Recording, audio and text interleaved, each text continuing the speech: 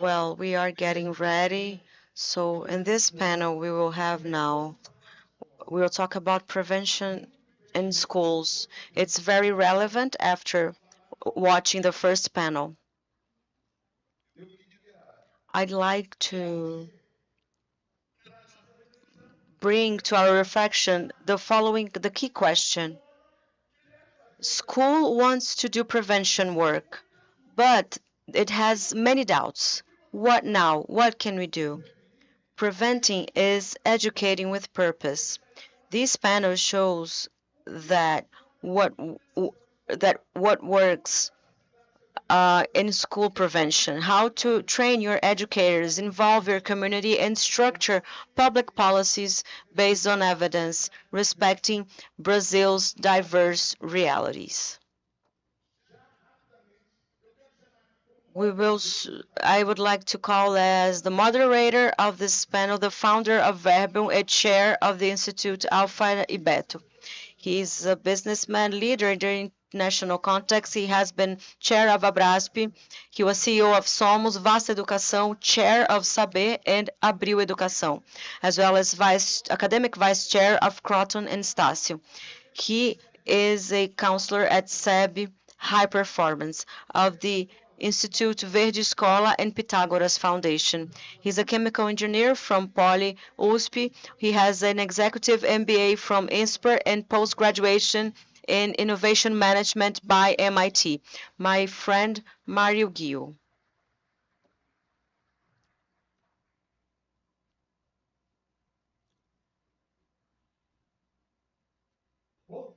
Good morning, everyone. My second attempt. Good morning. Okay, it's gotten better. Now I'm going to introduce our guests, and I'd like to start with Professor Evandro Faustino. Please, Professor. He is a professor at the Higher Education Institute and Innovation in Venue.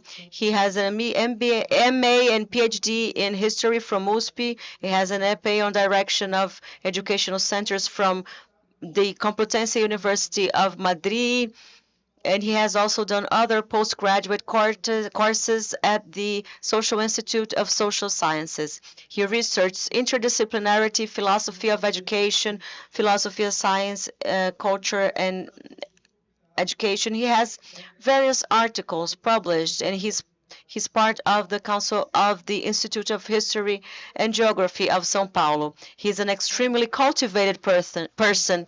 It's an honor to have you here. Please take your seat. Our second guest is Ana Beatriz Goldstein. She is the head of the Special Advisor of Culture of Peace of the Education Department of the Federal District. He has wide experience in public management, educational projects, inclusion, and peace culture. He's worked in legislative and executive agencies, NGOs, and teaching institutions with highlights to public policies aimed at education, human rights, and assistive technology.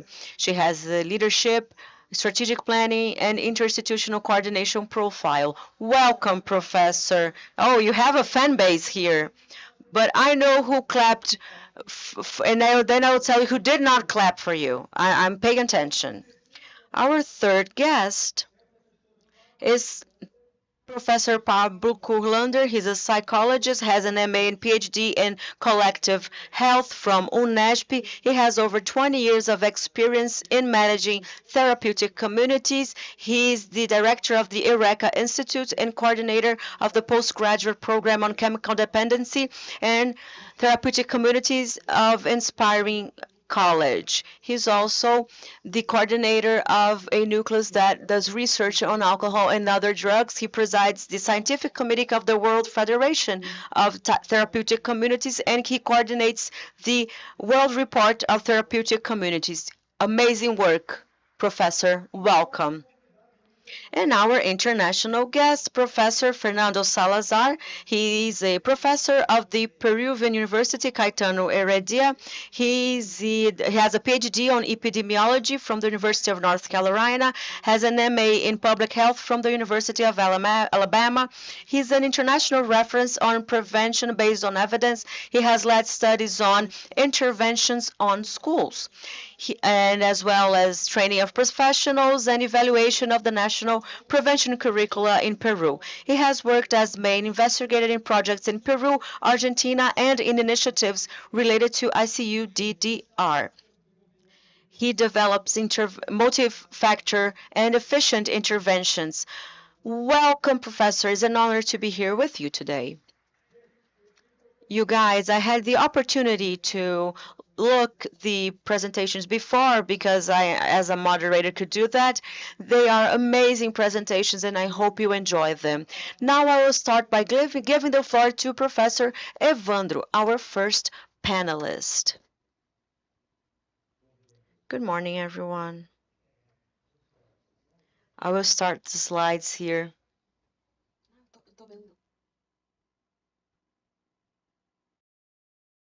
I will start. As the slides do not appear, I have 12 minutes, wasn't it 18? Oh, okay, let's go.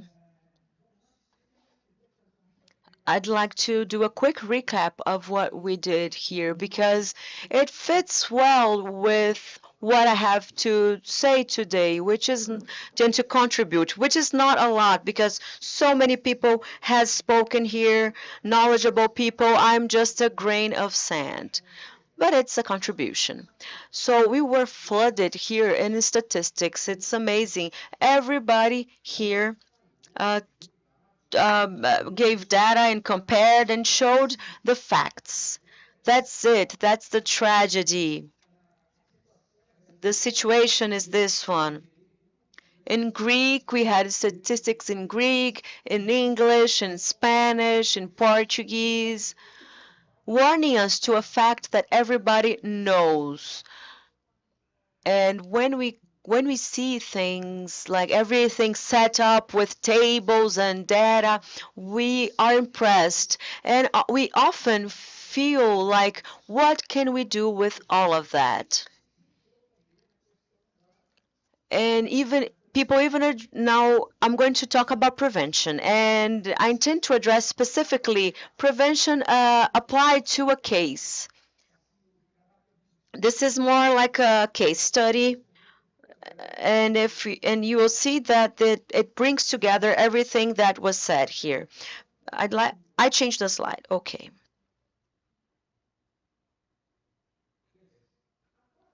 Okay. In the beginning of the month, on November 7th, there was a conference which was not as brilliant as this one, but there was a conference in Rome all about the same theme, exactly the same theme about dependencies. And to that conference, the Pope was invited to make a speech. And he did so through a video. And he addressed some aspects that are exactly the same ones that were addressed here. He starts talking about the fact that the fact of dependency on drugs, but he does not talk only about drugs. He talks about all types of dependencies. He evidently starts talking about consumption of drugs. Then he talks about screens and games. When our speaker said that the main factor of addiction among youth is alcohol, I got myself thinking, I don't think so. I think they are the video games. I think it's the use of computer until late night, hidden from their parents, under the covers. And it's much more compelling, at least for people who are aged from 10 to 15. It's more compelling than alcohol. And it's an opinion, of course. Compulsive gaming and, of course, pornography, screen dependency, and alcohol dependency. And he listed all these factors. And from then on, he does an analysis of the causes. And when he analyzes the causes, he says, first, rebelliousness, it's natural of youth that's seeking this meaning of life. So young people want to let go of the hands of their parents, but doesn't know where to put their hands. And he's ashamed, he's embarrassed to go out with their parents. A student of mine said the worst thing for her was to go to the shopping mall with her mother. She wants to go alone, but not with her mother. But why? They don't even know why. They cannot express exactly why, but they are embarrassed by their parents. They want to self-affirm themselves, saying that they are independent from their parents. My parents are no longer the best anymore. He will think that again when he's 50 and his parents died, and he will recall. But the decadence of values, there's a lack of positive references, as it was very well highlighted here. We have the habit of telling young people, no, don't do this, don't say it, this is not this way. That list of arguments that you will say when you want youngsters to stop smoking marijuana, they are of no use because the references are negative rather than positive. So we must seek positive references. The lack of clear limits between what's good and what's bad. We live in such a relativistic world that we ourselves, adults, it's difficult for us to state firmly truths. We think, oh, it depends on what you think and etc. If it depends on what I think, then if I think it's good to smoke marijuana, I smoke marijuana. So they must have a clear idea of what's good and what's bad. We must show them that. Young people think that all behaviors are the same, are equivalent to one another, and they have no notion of moral limits. So when we teach our children that morality depends on what you think, or each one does more or less what they want, if we're going to tell them don't smoke marijuana or do not smoke crack, don't stay until 4 a.m. playing a game, or do not get hammered. It's complicated to say that. We have no examples, solid examples, strong examples. It's difficult for young people to identify. We have a canonized one who's a great example of youth.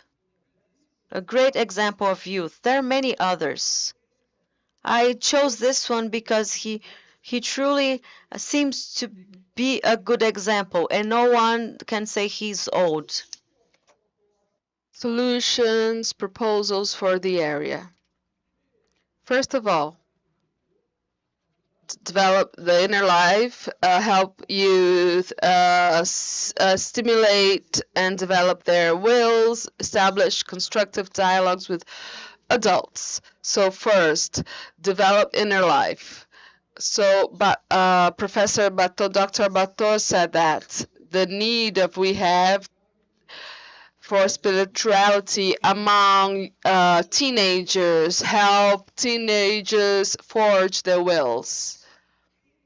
That they want things that are, even if different from ours, that they have social opinions, political opinions, musical opinions that are different from ours. That's okay, but they know how to justify why do you like this band and not this other band? Why do you like this and not that? And that we do not censor them but that we can argument, because if they know how to argue, to justify their thoughts with teachers, with us, they will know how to justify with their colleagues when a friend offers something for them, whatever it is. Increase the self-esteem of generations. This does not mean that the mother, grandmother that wants to go to their grandchildren at shopping mall dressed like the granddaughter. I know people like that. But even so, that the grandmother and the granddaughter know how to respect each other and establish a constructive dialogue with adults. And the case I want to present now is exactly a case like this that took place in a region in São Paulo that is a very poor region. So efforts of parents and several educational institutions must be encouraged. So schools, parishes, spirit youth groups with values and spiritual moral values.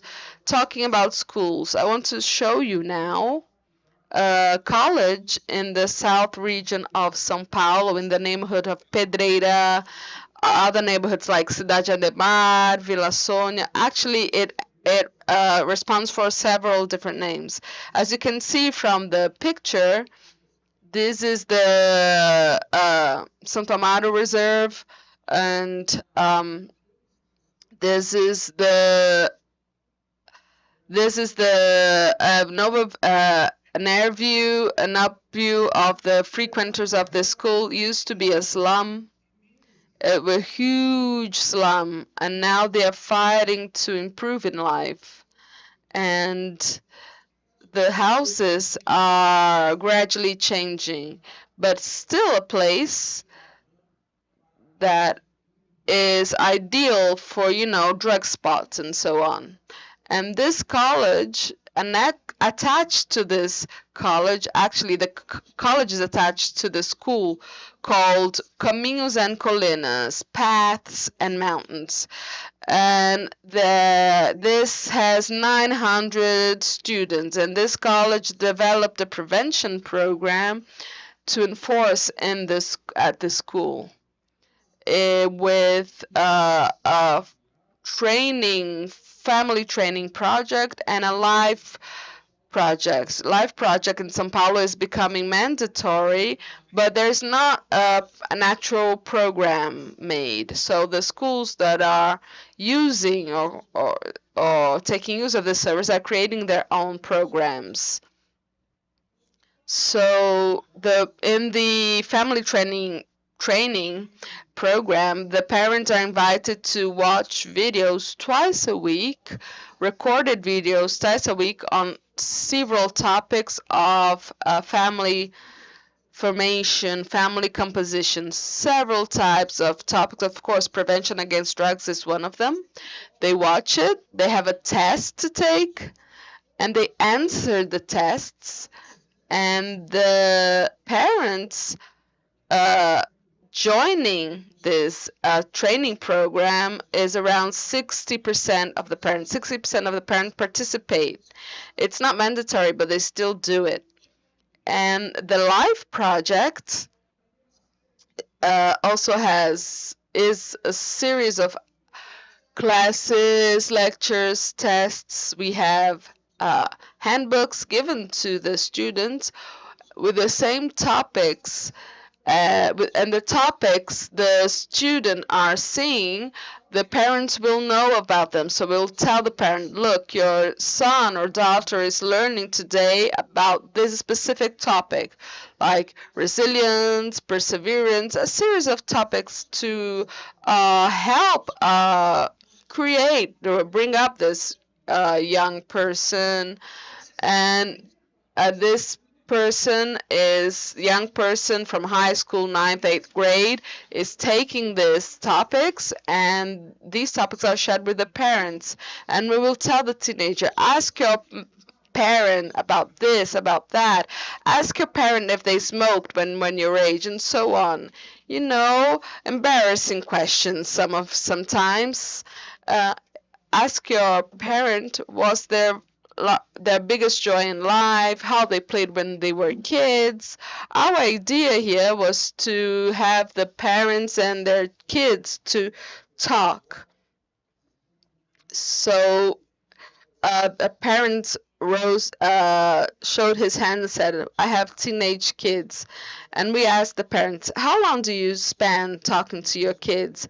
And I know all of you will answer, no, I talk to my kid and so on.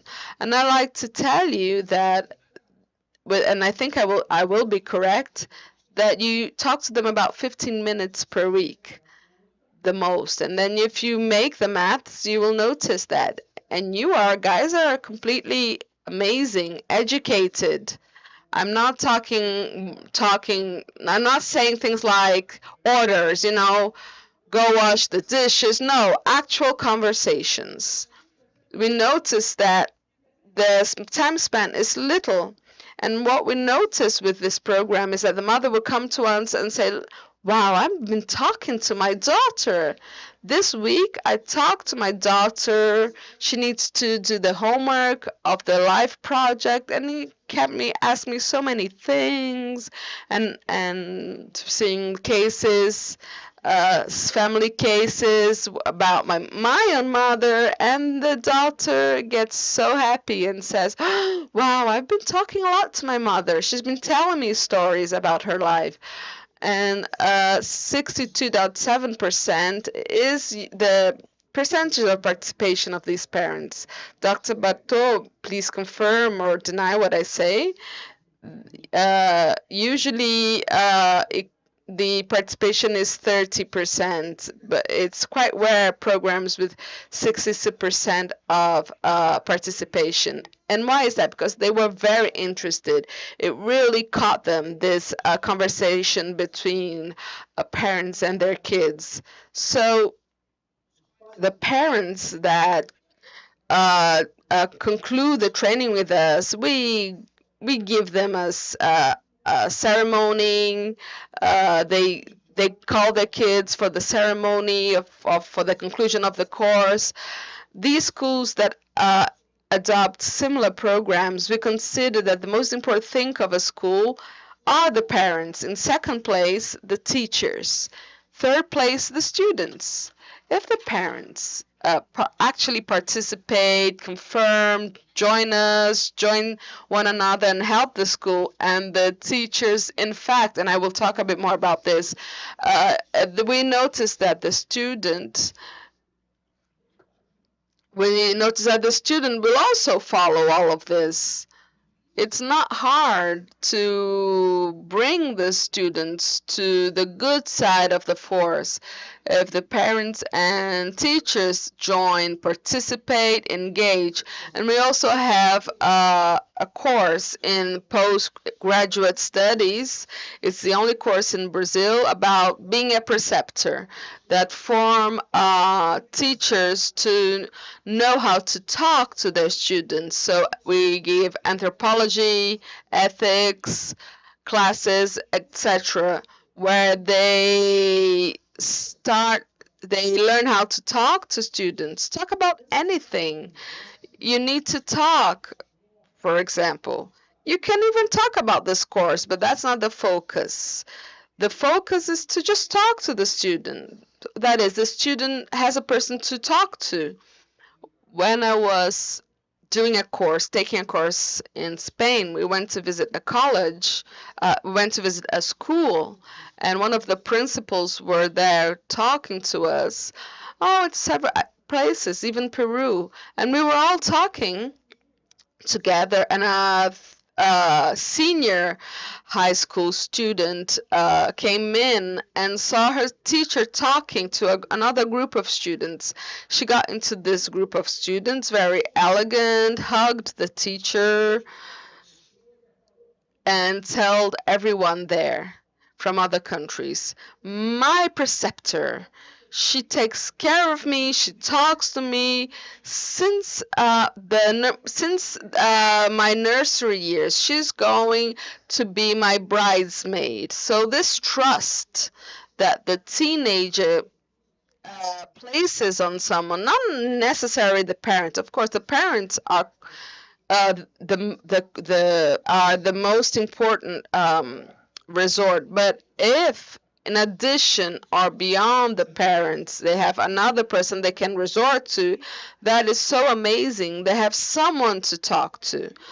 That is very good for them. Some pictures, the preceptorship, that elegant professor, their preceptors also. That's the focus. The focus is if you having make a place, an environment, creating a place environment where they have someone to talk to. So we help parents, we help some teachers to know how to talk to you, and like that you will have less chances of falling into abysm by teaching this and training this. Thank you so much. Professor Evandro, thank you so much. I think Professor Evandro has honored the training on social studies and humanistics, bringing this dimension. And I agree with you, Professor. The flooding of screens and all of that this creates in the brain of the students in terms of dopamine. I want now, please, Dr. Beatriz, could you please take the floor?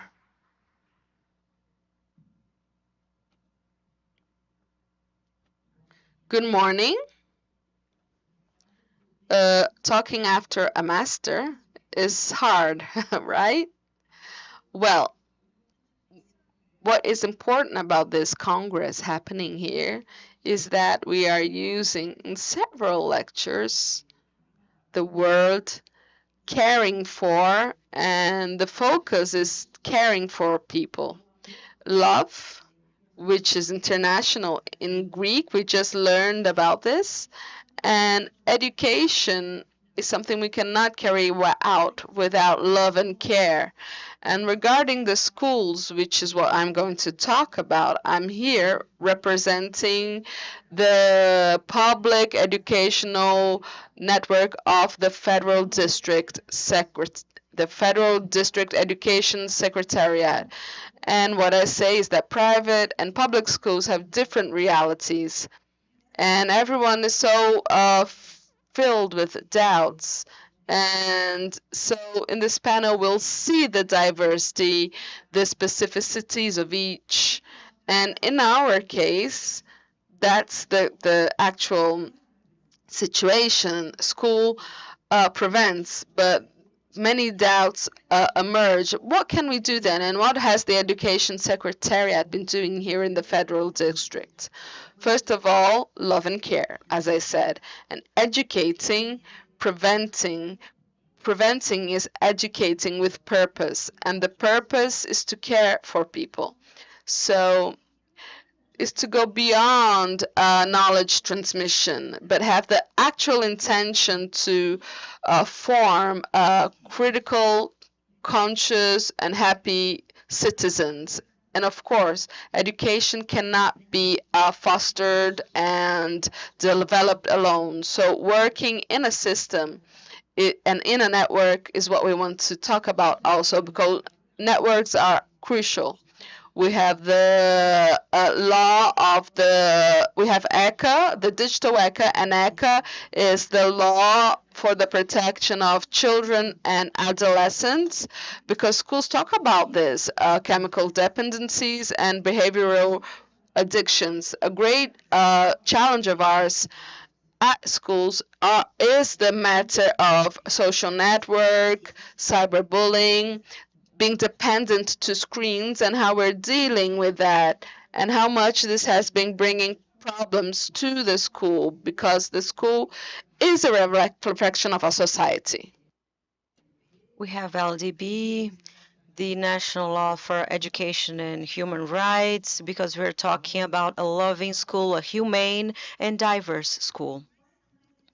And which are these challenges? Lack of time, and professionals have too much work and overlook of work, lack of funding, lack of materials. We're talking about public schools. difficulty to coordinate with the intersectoral network, and lack of data. How are we going to work if we do not have these data? And what the federal district has been doing, what we have been doing in the federal district to work on prevention. We created a specific unit to support schools. Here we have 900 schools in the public education system. The directors are usually teachers, and I was a director and I'm a history teacher. I didn't know how to deal, for instance, with violence, cyberbullying, because violence today is social and it's inside the school because the school is the epicenter of everything. Therefore, we need help. How do we seek help? By creating networks. Let's seek help and support from those who can help us. Educators are apprentices as well. We're here to learn and also share what we know. Diagnosis. I must know my network, my problems. I have 900 schools in the public school system. What's the reality of a school in Ceilândia? For those who don't know, the federal district is a state and a municipality at the same time. So there's no difference between state school or city school. And we do not have city halls. We have administrative regions, and each one of them has units of the state education department. It's a decentralization. And we respect the differences between each one of them. Because those who know Ceilândia, Brasilândia, it's a very distant administration unit. It's very distant from the pilot plan where we are today. Now, the training of professionals. We need information we don't have. We don't know everything. We don't know how to address everything. And efficient public policies, which was also mentioned. They must be perennial. They cannot be punctual. And what the education department has done. In 2023, a Culture of Peace Special Advisory was created. And we have that mission, promoting the culture of peace in communities, in school communities through partnerships and networks. It's a unit that coordinates, that will offer support to schools, public schools. And our vision, it's very bold. It's to be, until 2027, to be a reference in the promotion of the culture of peace. Our values are the values that are inside our schools: respect to diversity, effectiveness, justice, and equality. And how do we work? We're talking about prevention. How do we work? Training.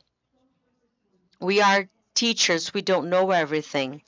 I don't know how I'm going to deal with some issues, so we must look for information. We must identify what types of violence are going on inside schools. I don't know, so let's make a diagnosis. So that's what we did.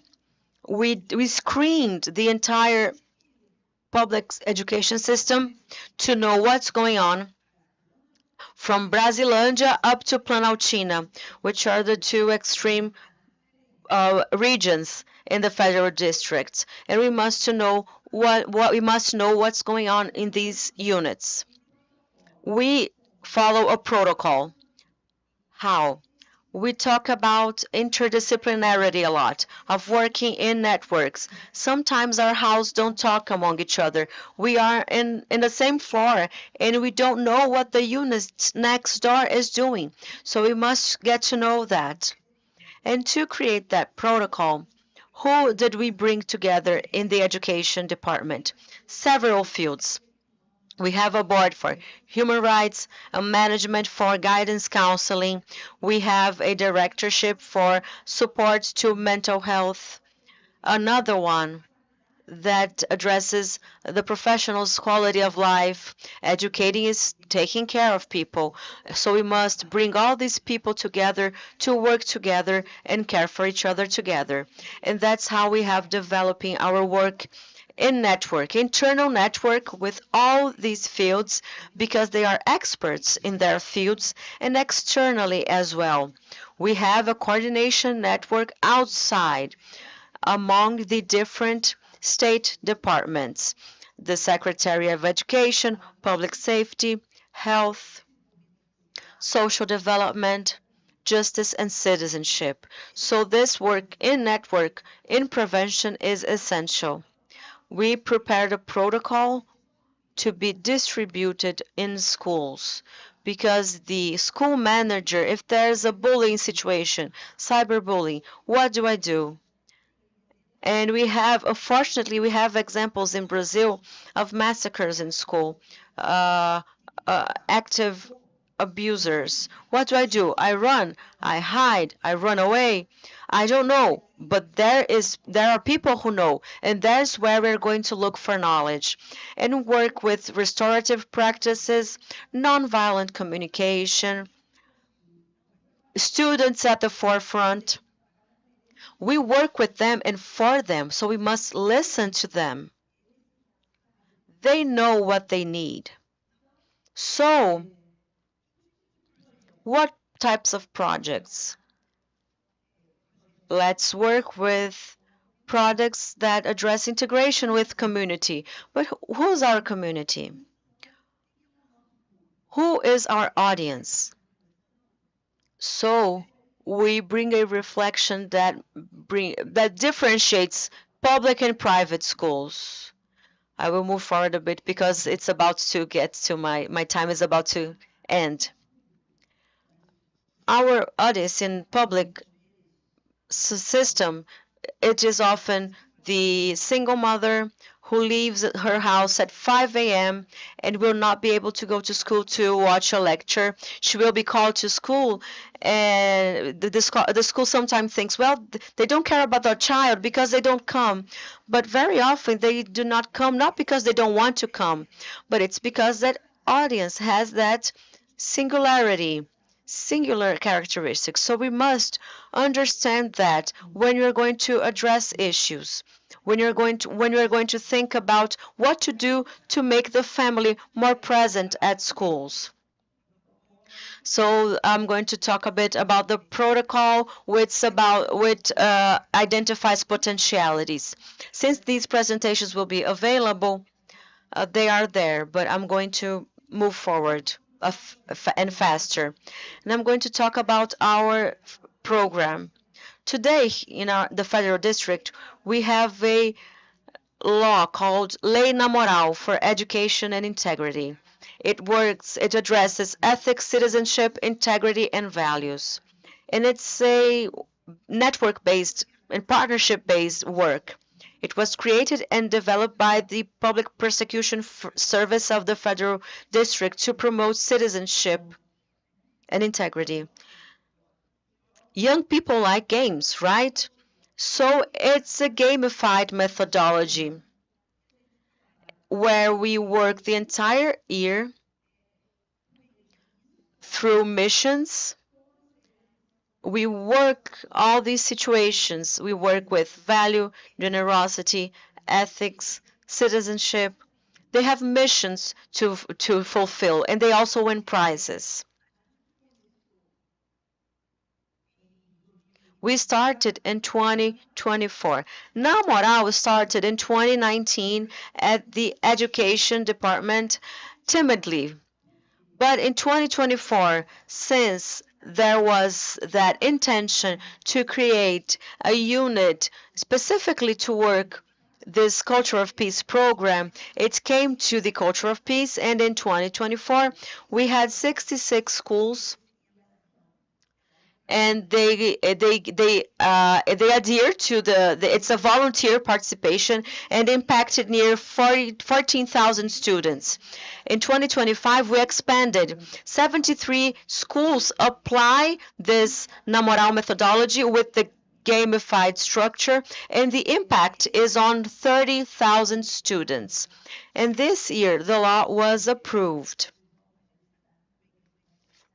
And we know how policies are diverse, but fortunately, Law 7662 from 2025, the Namoral Law for Education for Integrity, it was unanimously approved in the Federal District House of Representatives. No ideological differences because everybody understood that education for integrity goes beyond partisan politics.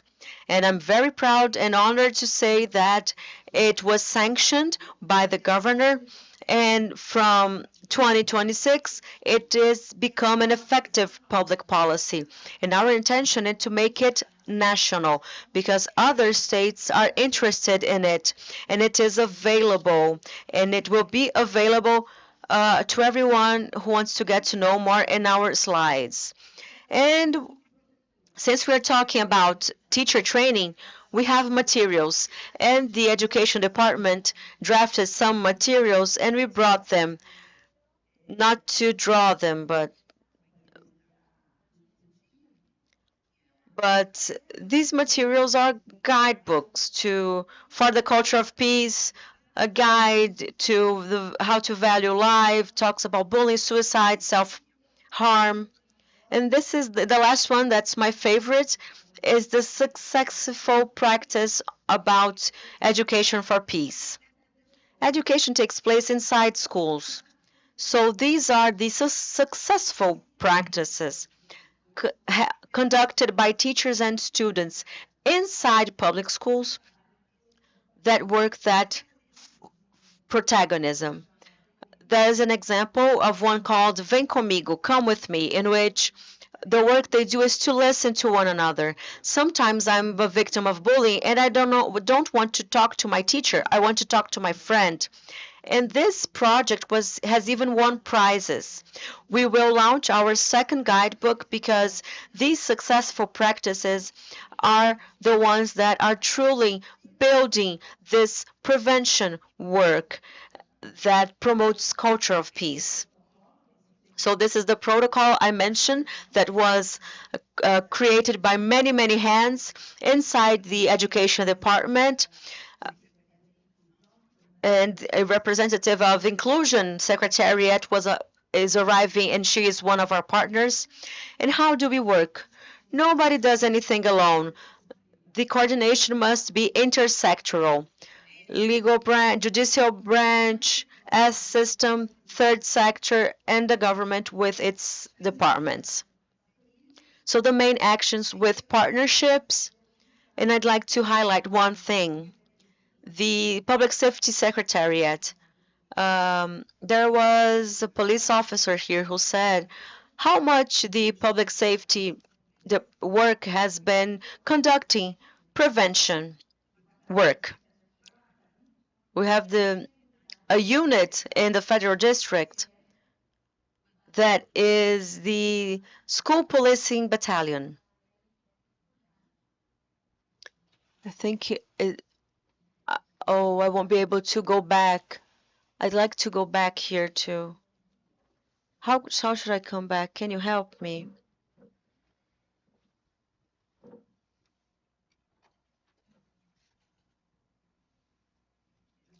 Okay, yeah, we need to learn all the time.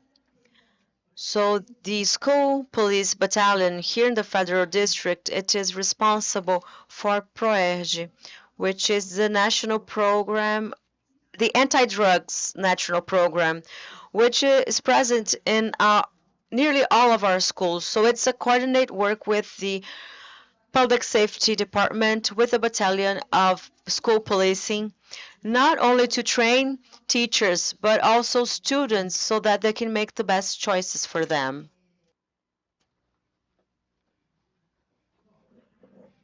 So also regarding the Public Security Safety Secretariat, projects, programs that work in a playful activities, all the matters related to bullying, cyberbullying. So how can we speak the language according to their age? So we have lectures, actions with other partnerships. Anatel, so what is our greatest challenge in the federal district today? Social network. Not so long ago, and I learned this from some public administrators, is that the afternoon shift was more agitated, and this has changed. Now it's the morning shifts because they spend their late nights at the cell phones and at screens playing violent games. So our greatest challenge today is working this issue about the excessive use of screens and social network. And last week, since June, and from June, we start, and also last week, we started working with a uniformed police, and we've been working with them to work this matter regarding prevention, prevention actions. And the police has a program for childhood regarding cybernetic crimes, prevention against sexual exploration. There's been a pandemic in our schools, and training is for everyone. This program is called the Guardians of Childhood in English. So, and also family. Family doesn't go to school, so we go to the school, to the family. So our articulation here is to integrate activities. So we have a group of social workers in the education secretariat, and they're opening their doors to us within the health and student support board, so we can go into the CRAS and CRAS to strengthen this bond between the family and the school, taking to them information about digital literacy, and also digital education, digital safety and security. All children have cell phones, but they are put into an environment that is dark and unassisted environment. We think they're safe at home, but that's where they're most vulnerable. And so we have to teach these families that cannot go to the schools, but they go to the centers of social assistance reference and service, CRAS and CRAS, so that they can pick up the material to learn about social and digital means. And the third sector is also an important partner, and we also have, in this sense, a event that is always crowded full of young people, where we have lectures, information on cyberbullying, trying to build this culture of peace. So we have the Congress amendments. The money is ours, and the money doesn't have color. So do you have good projects that needs resources? So public schools need to go after these funds because the funds are public for us to be used at schools. So these are some of the examples. The impact that we have is huge and concrete. From 2023 to now, we have over 8,000 trained professionals, over 40,000 students that have been impacted by this work, and this comprehensive work, and institutionalized public policies, which is the law na moral for education and integrity. It was promulgated on April 2018. We had also last week the launch of an anti-racism protocol, and to call to action. What can each person do in their own state, town, city is to know their reality and inform in continued information, monitor the school context to prevent the peace culture integrated with the family. So the idea is that the with structured actions, continued training, and intersectorial articulation and student protagonism, they always need to be involved, that these actions lead to transformation at those schools, and that they are specific, peace, and safe places, because educating for peace is educating for life. Thank you, Professor Teacher Anna. Amazing. I was very happy to see Brasilia's work. Brasilia, when you say educating is preventing, the joy we saw in your presentation regarding the students and the articulation of your secretariat with other secretariats, other branches, civil society. We cannot improvise. We cannot decide things out of nothing. We need to have structured actions based on evidence. Now I like to ask our next panelist, please. Our next panelist is Professor Pablo. Good morning, everyone. It's a pleasure to be here with you. I'm going to talk about the concept of recovery and then link it to the main concept, which is prevention. So intervention happens when prevention didn't work or did not happen. So the main point here of this research I will show you is called Culture of Recovery. This is research we carried out. I'm a psychologist professor. We carried this research. My student and I, we have this center,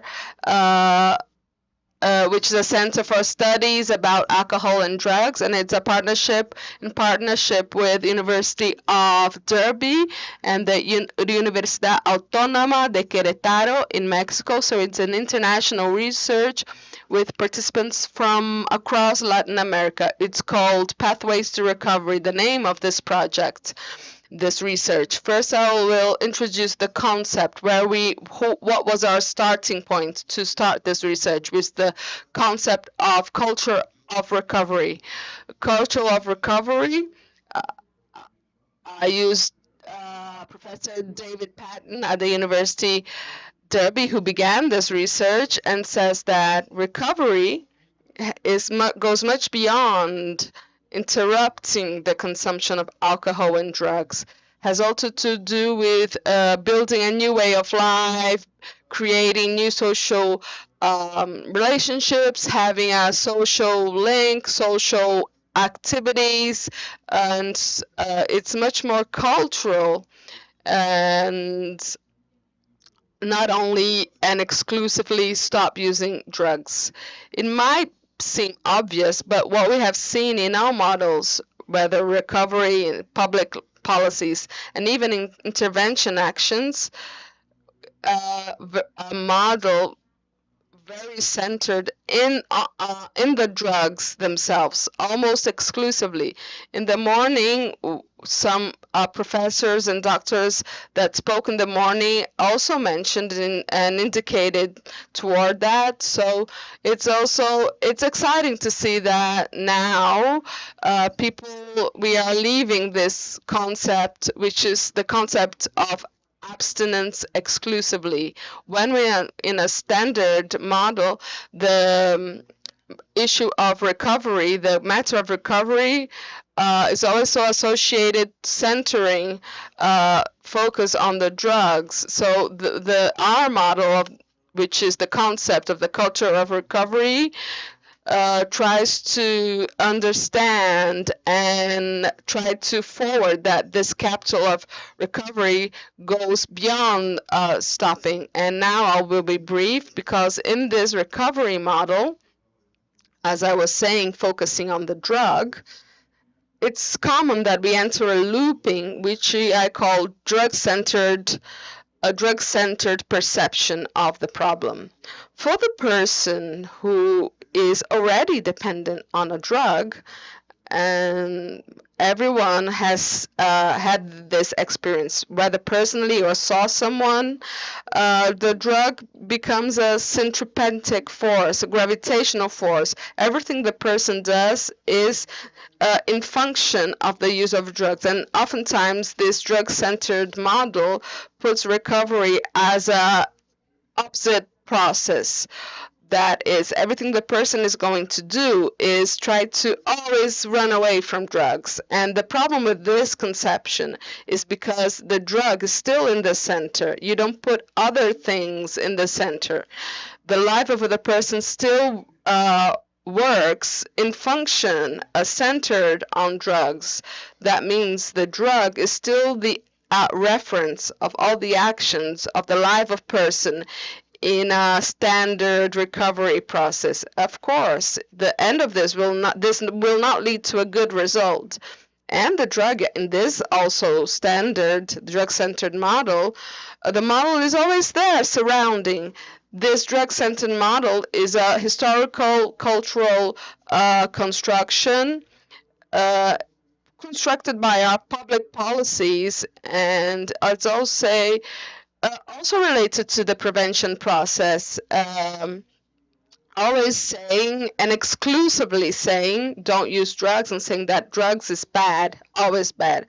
Of course, it is important to create a notion of risk and see what and show what can happen negatively, the bad consequences that can take place. But not always this works because knowing that something is bad and telling a person don't do that, so it's not effective.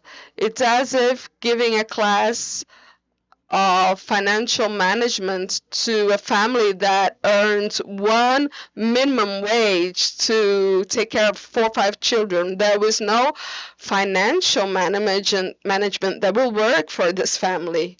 So that's an analogy. The drug-centered model, the problem is that they moralize things too much, making people be seen as weak people.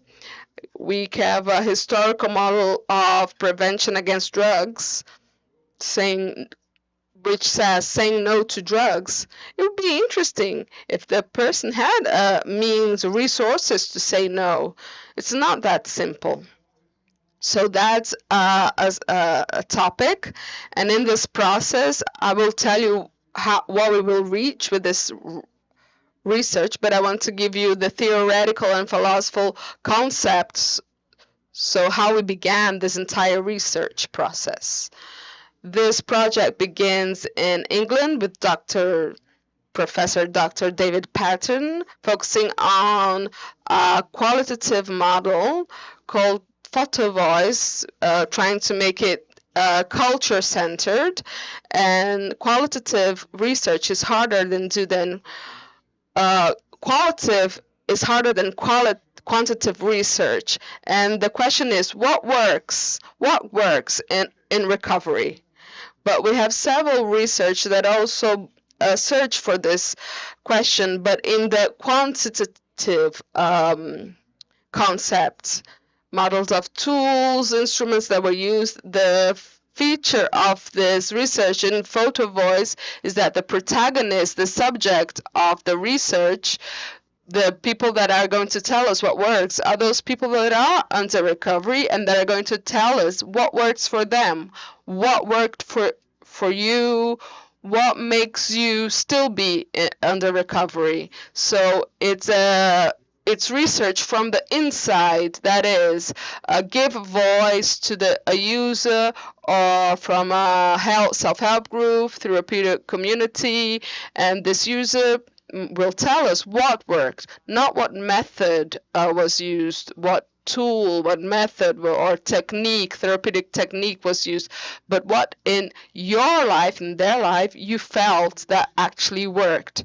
Based on that, Dr. David Patton carried out this research in England, Canada, and some European countries. And we replicated this research in Latin America. I coordinated it in my college, and this research in Brazil and plus other 8 countries of Latin America of users in the recovery that participated in it.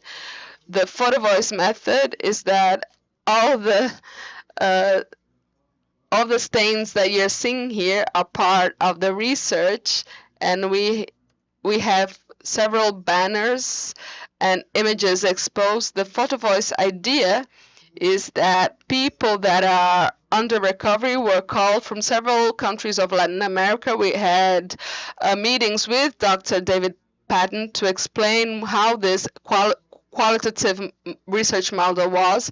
The person in recovery would select an image like the ones you're seeing here.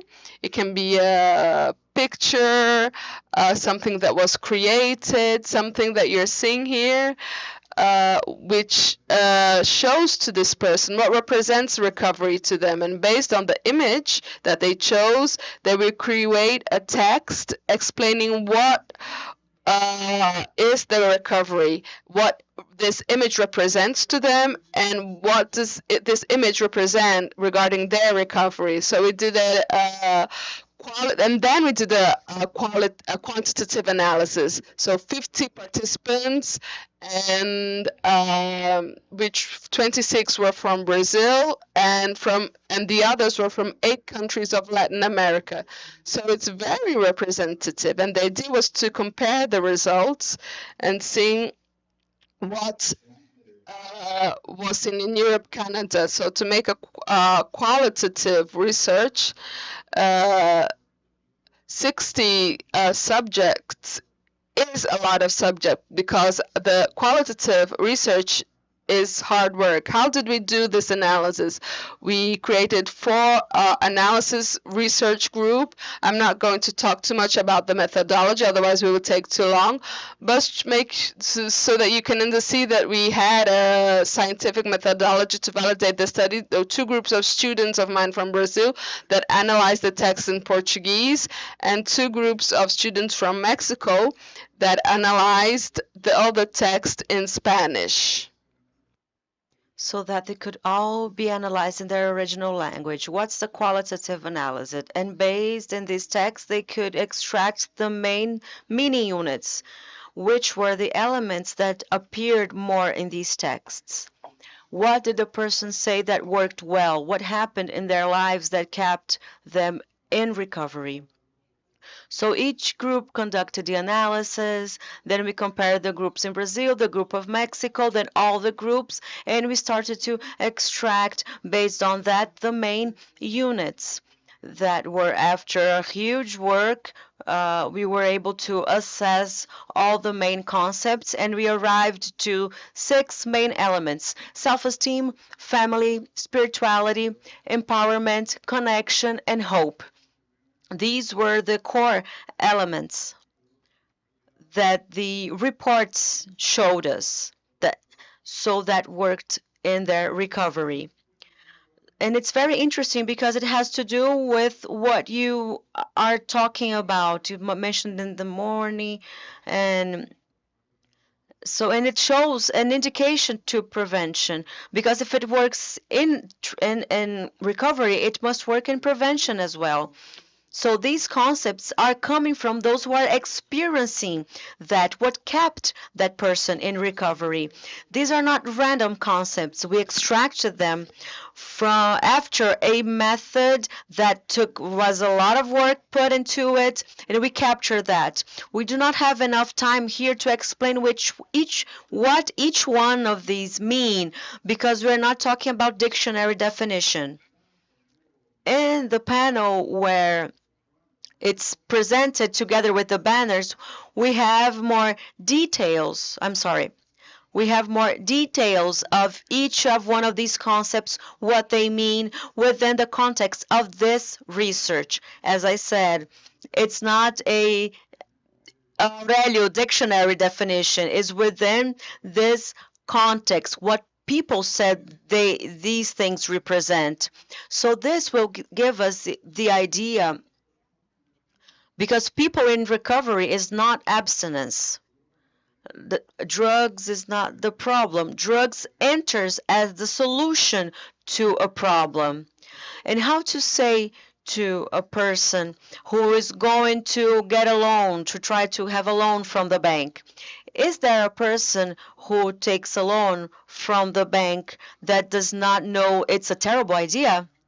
Do you think it's a good idea to get a loan from the bank? Does anyone think that the bank will be the nice guy and will not get your car or your house if you don't pay, or if you're not going to pay 3 or 4 times more the value that you got as credit? So why do people do that? Something stupid like that, even though they know the cost of it.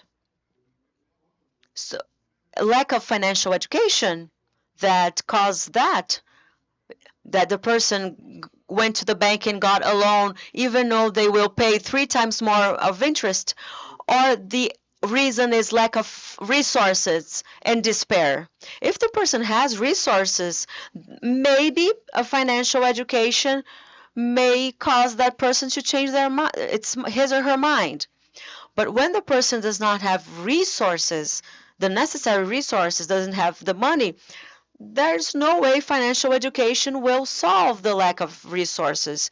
So depending on the audience, and that was said in the morning and in our panel, it depends on the audience. If you have an audience that has a little bit more resources, maybe financial education will have an interesting impact.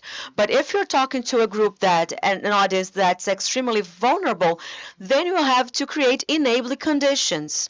Because within behavioral psychology studies, it is about concurrence.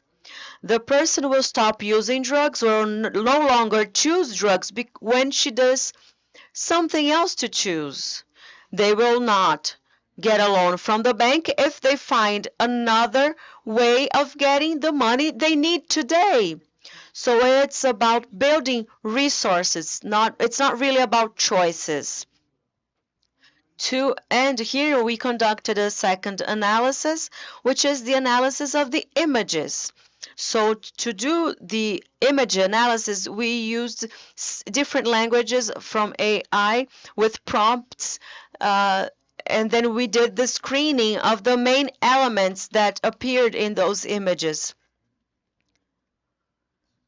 visual elements. And then we compared these visual elements to the 6 concepts we found in the meaning units. And these were the elements that showed up the most at the image level. This does not mean that that family is not as important as something else, but the image representing families were not as frequent as the texts that referred to family as a fundamental element. So the first column are the meaning units, and the second column are the images. To close with these prevention message has to do with concepts. If all this prevention work that is held in different ways, if they focus on elements that people under recovery themselves say that caused them to stay away from drugs, or kept them with a good quality of life and consequently led them to stay away from drugs, it may also keep young people and children away from drugs before, if they already have these competitors, these other resources that are important for them. Thank you.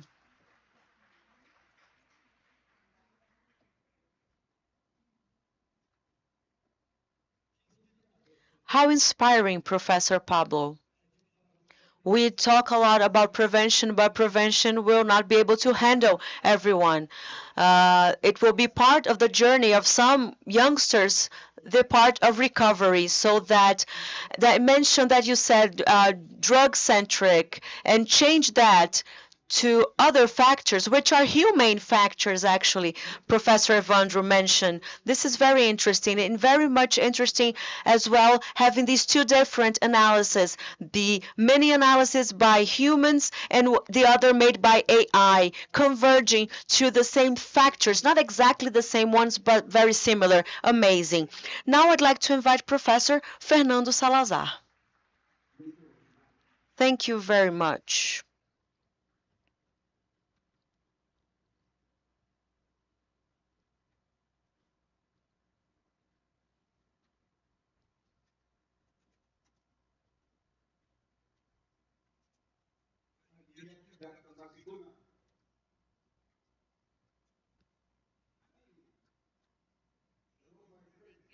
No one? Hello, my friends. Raise your hands. Now, yes. Good morning, dearest all. Raise your hands, please.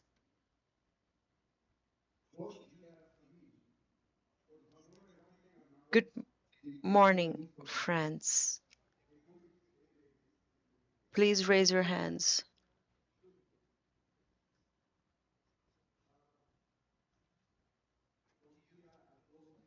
Good morning, everyone. I'd like to greet the participants in this International Freemind Congress 2025.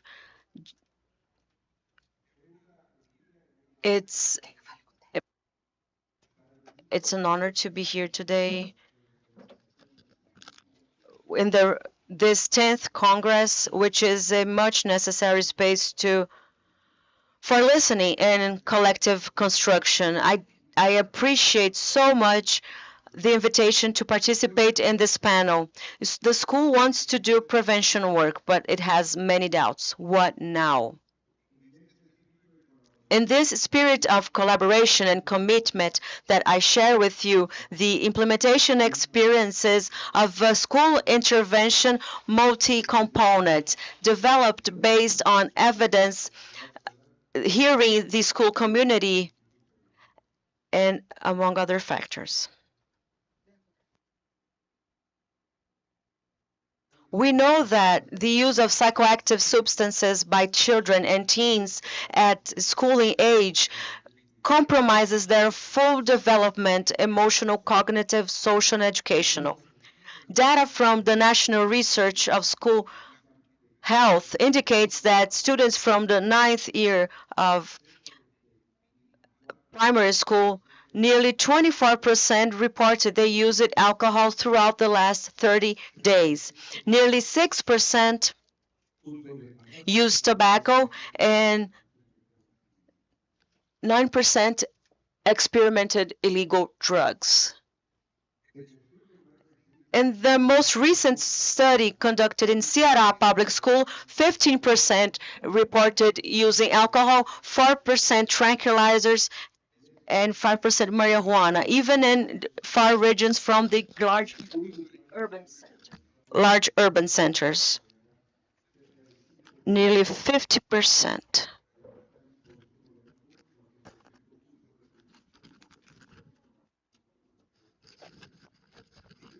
In addition, the academic performance is in this poverty cycle are factors that affect deeply the development, the social, and the opportunity of lives they have.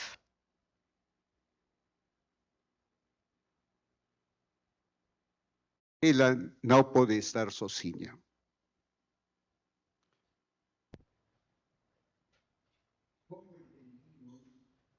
Sustancias. A intervención que presentamos se basea en un modelo etiológico que articula la teoría de comportamiento planillado, que dice que el comportamiento es debido a las intenciones, y las intenciones vienen de las actitudes, creencias normativas, creencias de control. Esa es la teoría de Asien. Pero estas no se dan en el contexto solo. También se van dando de acuerdo a las categorías las características de las personas que nos dicen la genética, su temperamento y su fisiología. Son las teorías de desenvolvimiento humano como de Piaget y Vygotsky que nos lembran la importancia del contexto y de that remind us the importance of the context of social interaction and the theory of the psychological systems that tell us that what happens in the microenvironment in our neighborhood, in our state, in our country, and what happens in the microenvironment with our friends and work, at church, in our families, in our schools.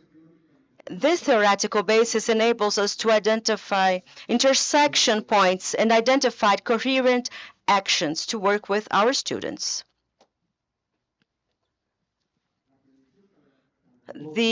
For us, we want not only to avoid the use of substances, is a commitment with human rights, social justice, equality, and inclusion. By the way, about our purpose with prevention is to promote healthy and safe development of children and teens so that they can express their talent and potential, strengthening positive bonds with their families, schools, peers, and communities. In times marked by conflicts and uncertainties and social ruptures, it is even more urgent to cultivate ethic leadership and committed to leadership that listen and build bridges among worlds. School prevention is also a gesture of hope, and it cultivates territories of peace in which each children can grow with joy, belonging.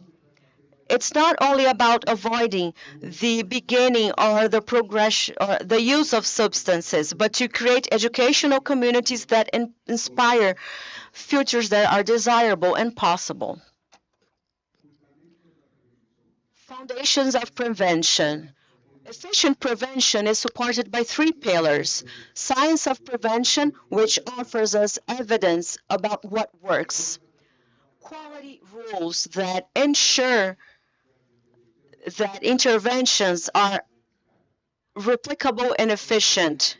Science of implementation, which help us to transform good ideas into sustainable practices in the territory. These foundations guide us from the choices of interventions until their adaptation and continuous evaluation. How is this translated in practice? In practice, this means identify points of intervention based on the etiological model. Keep the active principles of intervention with fidelity, but also highlighting and adjusting to each local reality. Work in the community to ensure continuity and sustainability. All of that with technical support, active listening of the school and community team. How do you see this in the territory? In territory, preventions is done through interventions that act in the macro and micro environment, environmental intervention, public policies, improvement of the school climate, and promoting safety, caring and belonging feeling, and also strengthening of parental skills and social emotional skills, creating leadership teams to intervene in the sector and intersectorial intervention. Regarding school prevention approaches several dimensions. School policies on prevention. The use of substances are institutional guidelines that promote environments free and develop the entire school community, the construction of a culture of caring and protection. They should be clear, participative, and science-based. Climate and culture in the school that are positive. We're thinking of the feeling of safety, belonging, and when the positive climate, reducing the behavior of risks, and prevention curriculum integrated to the educational project with content and practices that develop social emotional abilities, schools, and strengthens the excellence, the resilience of students. It should be based on They must be based on evidence and adapted to the context. Leadership, school teams, and action for prevention. They are multidisciplinary groups formed by teachers, managers, families, and community partners responsible for planning, implementing, and evaluating interventions that are preventive. In addition, there is a live infrastructure that sustains school prevention continuously. All of that articulated based on a systemic vision that recognizes the school of work as a school as a space of care, hope, and transformation where we sow healthy futures and resilient communities.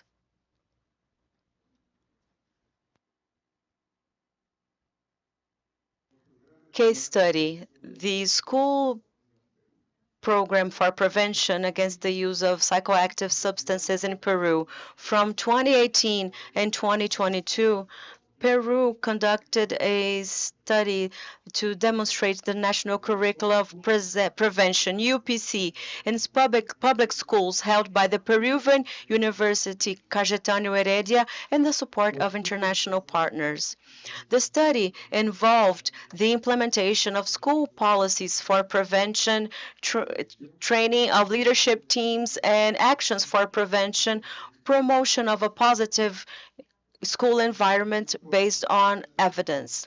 The intervention was evaluated regarding its feasibility, adaptation, and impact on the strengthening of school capacities to prevent the use of psychoactive substances. Previous considerations to the development of an implementation model for prevention.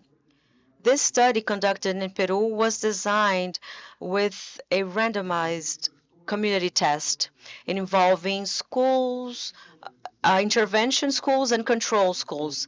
This type of design is considered gold standard for intervention because it enables a rigorous identification of the effects of the preventive action. The prevention schools had training and implementation of actions to and then train leadership teams and action for prevention, elaborating prevention schools policies, promotion of a positive school environment with bonds, listening, and belongings.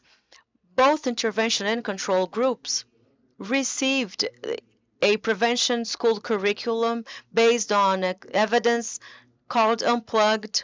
In Brazil, it's called Tamo Junto.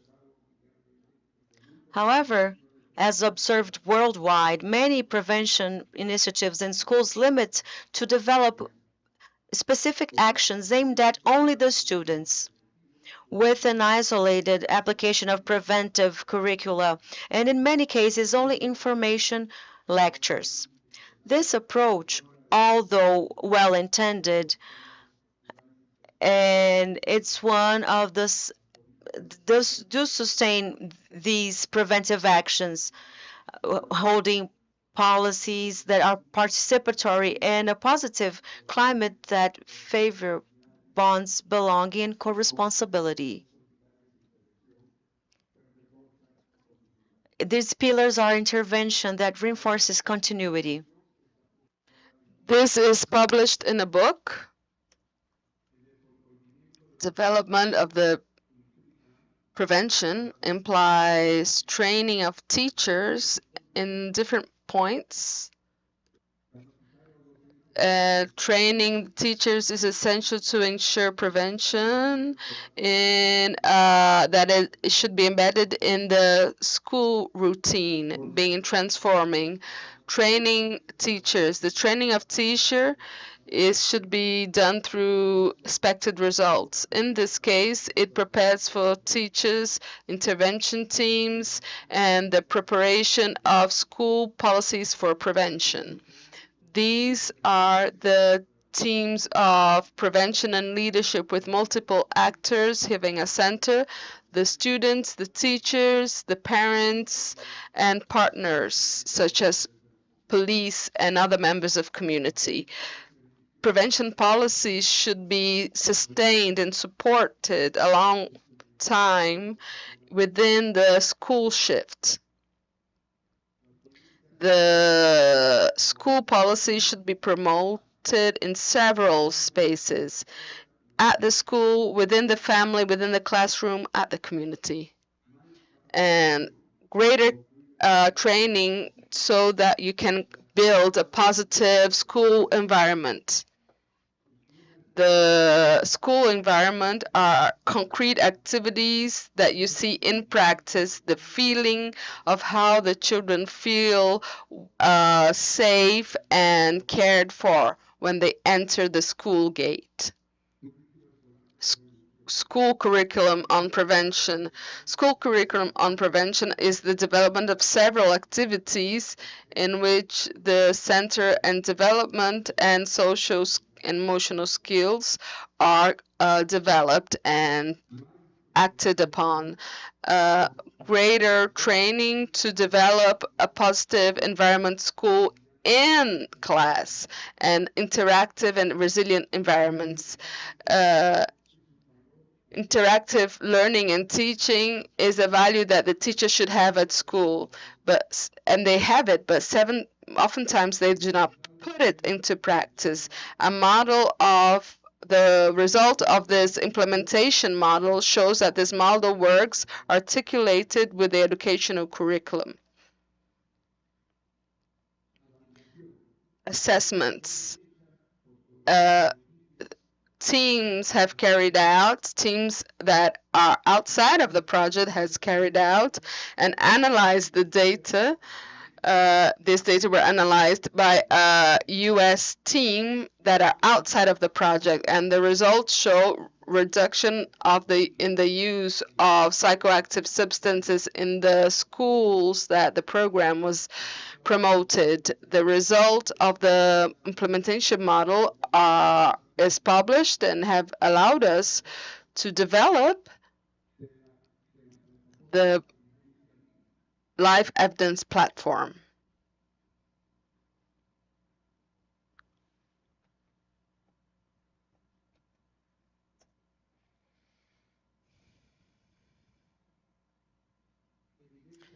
It is called in Spanish Evidencia Viva, and it shows that it strengthens bonds, inspire trust, that renews and promotes positive environments at school, and it shows rigor, affection, and commitment, and the part of the European Observatory of Drugs, and promoted by the United Nations. I would like to deeply thank your attention and the time shared. This study is not only intervention, but is an invitation to collectively construct school that inform, form, and inspire. Let's continue with life prevention based on community and school, because each school that commits to prevention will sow healthier and more pleasant and joyful environments and futures. Thank you so much, Freemind, and which is promoting the connection of territories and good practice. Thank you so much for that, because it will not be like and helping it not be any more distant theory and becoming an actual practice. Thank you very much. Thank you, Professor, for sharing all of this. Dear friends, we end this panel. It was a very rich panel with learning, where we learned a lot, very different but complementary views of the challenge we have. Some Professor Evandro bringing the importance of the human characteristics that, of course, are supported by statistics, studies and all, and going through the work, very interesting work carried out here in the Federal District. As Professor Anna explained, the articulation, structuring being fundamental to scale and be copied also by others. So we know that today the Federal District has structure, has articulation that can be borrowed of people of other cities, towns have the same challenges. Very interesting to listen to Professor Pablo, how good it is and how to prevent in the school environment, deal with this. The culture of recovery should not be drug-centered, but the one that makes sense and is purpose-centered to recover these young people that needs a recovery tragic journey. And Professor Fernando's speech was amazing. This case study carried out with an analysis that was 100% science-based between the control groups and the schools that were that had the intervention implemented. And at the end, we had the final lecture. And the result showing that a reduction of cases is something that is visible. And it's interesting to know that everyone in Latin America has the same challenge, same problems, and this opportunity to be able to know other minds acting in other countries is essential to create a network of knowledge dedicated to the topic. So thank you all. Wish you a great lunch, and at 4 p.m. At 2 p.m. we'll begin the other panel. So I'd like to wish you all, as we're reaching the end of the year, I wish you all good holidays. Thank you so much.